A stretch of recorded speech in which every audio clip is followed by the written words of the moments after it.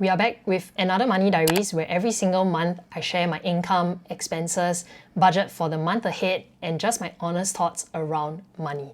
People often ask me, how do you get to where you are today financially? And the answer is honestly quite boring. Every single month, I sit here, review my numbers, see where my money went, plan where it will go next, and ask myself if my spending is actually aligned with the life that I'm trying to build. It's not exciting. In fact, I think this is the part that most people avoid. And over time, these monthly check-ins compound into better financial decisions. So if you've ever wondered how I manage my money, this Money Diary series is probably the closest you get to see exactly what goes on behind the scenes. So without further ado, let's dive into June's numbers. Let's go.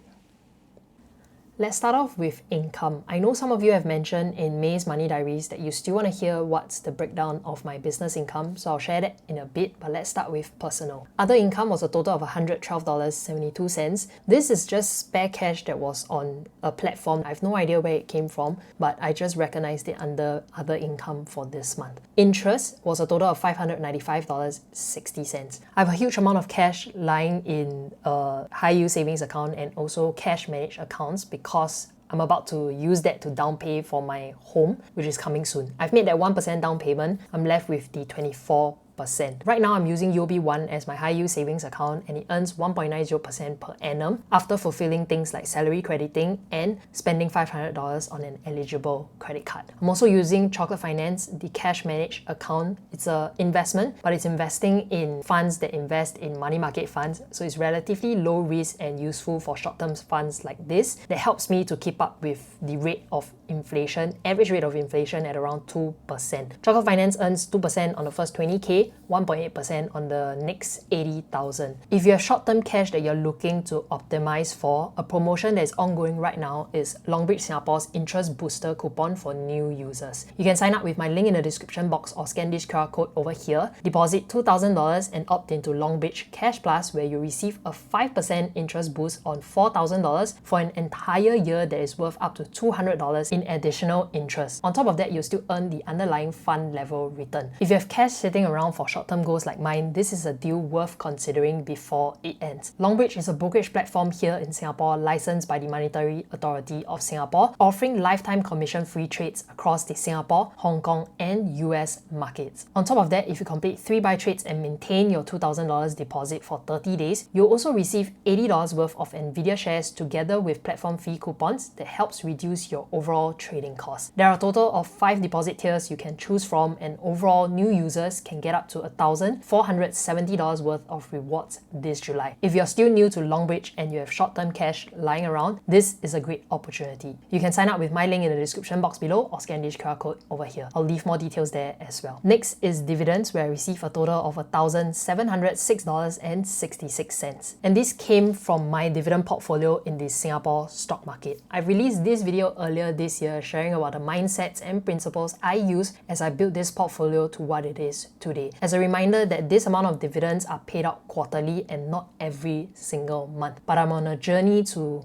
eventually build this to something that can consistently pay me about $2,000 to $3,000 a month. I'll share with you guys in subsequent videos. So that is all for personal income at $2,414.98. For business income, sponsorships for the month of June brought in a total of $1,500. Affiliate income is a mix of 2 currencies, one in SGD and one in USD. So 10,335 Singapore dollars and 5,000 USD. I'm not sharing the total SGD amount because I've not converted the USD back to Singapore dollars. Instead, it's sitting in my Wise account earning interest because it's invested in a money market fund. Digital products for selling my Notion finance tracker, the one that I'm using to manage all of my finances, and it's this template that you're looking at on screen right now, brought in a total of $1,810.16. Google AdSense revenue, whenever I upload a video and you see ads in the front or in the middle or anytime in between the video, that pays me a certain amount from Google. And in total, I receive $1,208.10 for uploading 4 videos in a month of June. So my total income is an estimated $23,724.74. I estimated this because I converted the 5,000 US dollars at today's exchange rates. Otherwise, it's $17,268.24 Singapore dollars and that USD $5,000, which I've not converted back. Income for the past few months have been quite consistent, but I can't say for sure that this will continue in the long term as well. Honestly, I'm just trying to do as usual what I'm doing, not stressing myself too much, because at the end of the day, I still want to make this enjoyable. I keep my savings rate high because I never know how long this can go on for. So that is my money habits and principles that I always keep to. I'm really thankful that in this journey of doing content creation for the past 4 years, it has brought me to where I am today, and I honestly can't do it without the support from you guys. So from the bottom of my heart, truly thank you for letting me do what I do. Let's move on to expenses for the month of June. I probably have to edit this in post, but I'm trying to speak as best as I can. My voice is still a little bit hoarse, but I'll edit it later. Let's start with the biggest to the smallest. Coming in first is insurance, where I spent $2,299. I pay my insurance premiums annually, and most of the time it's due in June, July, and August, and a big chunk of it goes to insurance. I paid for my critical illness plan, my hospitalization, and also a personal accident plan. If you're paying monthly, just take note that there is a slight difference. You're paying slightly more as compared to someone who pays annually. Fixed expenses came up to $1,244.73. This comprises of taxes, allowance to my mum, and some recurring subscriptions like Netflix, iCloud, Spotify, those kind of subscriptions. Meals with family was a total of $286.67, though I budgeted $300. Business was $284.68. There are more in this category, but it actually belongs to my business account, so I didn't include it here. Whatever that is here is payments that I've made using my personal cards, and then I'll claim it back for the business. Meals with friends is $110.31. I went a little over budget, but that's fine, not extremely over budget. Personal care was $96.27, even though I budgeted only $60. I went for a haircut and also bought 2 hair serums that went on offer, so that's why it exceeded a little. Car and taxi was $91.40. I am using my brother's car whenever so sometimes I'll pay for petrol and for the cash card as well, so that's why it's $91.40. I also took one Gojek ride from my brother's place back home. I budgeted $150, but didn't spend as much, so that's fine. Groceries was $85.40. I under budget for this.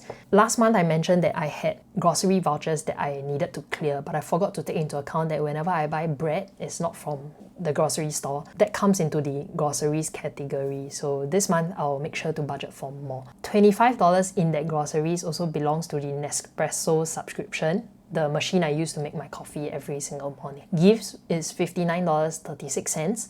Shopping was $40.77. What did I spend on in shopping? Sometimes I can't remember as well, and that's why I use this kind of tracker to look back. So I spent $26.42 on a monitor arm. I replaced my previous one, which was breaking down, and sports bra plus an Apple Watch strap. Public transportation, $5.33. I used the Chocolate Visa debit card, but even after optimizing for so many years, I still make the mistake of using a wrong card as well. Used the HSBC Revolution that doesn't earn any points for public transportation. I budgeted $50 but only spent $5. I think I've mentioned multiple times that I don't really bring myself out, and that's why this is so low. Meals alone, $4.50. I usually have my lunch at home, and if I'm lazy to whip up something, I will head down to the coffee shop to buy my lunch. But this month I only spent $4.50, though I budgeted $100.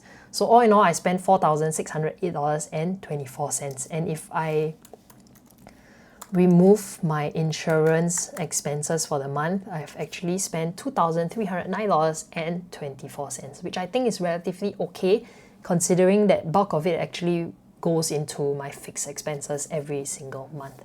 So that is how much I've spent in the month of June. I'll leave my savings rate over here, but let's budget for July together. July, as of the time of filming this, it's already the 7th of July, 1 week has passed, and this is how much I've spent thus far, $316.87, and bulk of it went into meals with family. I don't have much in the month of July besides some events which I'll be able to get to see you guys in person, but besides that, really there's nothing much. So let's just run through the list. For insurance, I do still have one more life insurance plan that I have to pay for, I think in July, or is it in August? I'll double check again, but I don't have to budget for this category. Fixed expenses at $1,396.45. This doesn't change every single month unless I sign something new, which is not going to happen for now. Meals with family, I'll leave it as $300 because last month we still came under $300. Business, not going to account for that because whatever I need to spend on my business, I just have to spend on it. Meals with friends, $100. I'm meeting a few friends this month as well. Personal care, I think I can drop this to $0 unless I'm contemplating whether should I go and dye my hair because my roots are growing. But I'll either do that before all the events coming up in July or before my trip to New Zealand in September. Groceries, let's bring this up to 100 because of how much I spent last month. Gifts, $0, got nothing and no one to buy gifts for. Shopping, I can leave this as 50 just in case I need to get anything on Shopee. I'll just leave that under shopping. Public transportation, I think I can drop this because I truly do not bring myself out that often. Meals alone, I can also drop this. Most of the time it will go into the groceries budget because I have my lunch at home and my dinner at home. Others, usually I don't budget. Me time, health and fitness, nothing. Travel, I can't budget for this, but I know that I have some payments that I have to make for the New Zealand trip that's coming up. I won't be budgeting, but I'll share with you guys what I spent on in July's Money Diaries. So this is how I usually manage and plan my finances. It's always good to come in once a month to do these kind of check-ins just to see how you've done the previous month and also plan for the following month based on the events that is already planned in your calendar. So this is what I personally do. If you like a template to start your own journey, mine is linked down in the description box below. If you have any questions, you can always DM me on Instagram or leave it down in the comments section below. I hope you enjoyed today's Money Diaries, and as always, have a great week ahead. I'll see you guys in my next video. Bye bye.